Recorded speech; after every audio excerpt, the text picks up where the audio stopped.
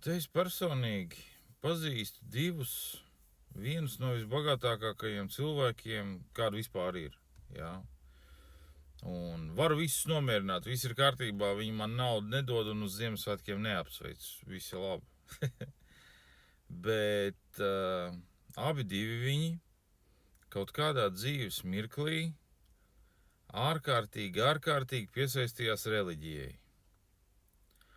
Un nevis vienkārši tā, ka tur krustiņu nopirka un uzlika virsū, jā, bet nu tur tā, kad viens no viņiem tur viņam Londonā pieder,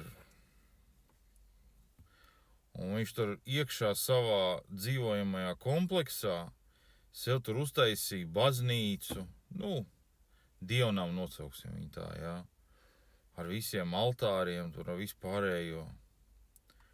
Otrs, kas dzīvo citā valstī, tas tur vispār sev, tur tāpat nav viensēta, tas ir vesels ciemats, viņš uztaisīja sev, kur dzīvo,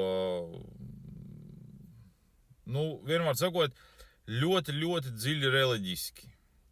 Un sakarā ar to man ir tā doma, vai nu viņi zina kaut ko vairāk nekā es, nu, nekā daudz citu pārējie.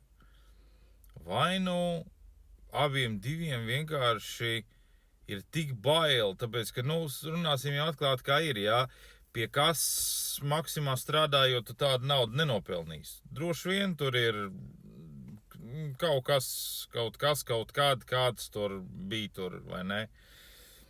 Un tagad viņiem abiem diviem jau ir, nu, vecums tāds jau kad sāk jau bišķiņ pēc Melnzemes ost, vai ne?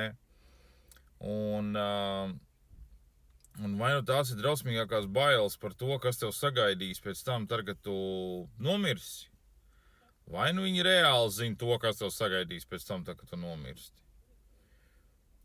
Vai nu vienkārši sagadīšanās? Nezinu.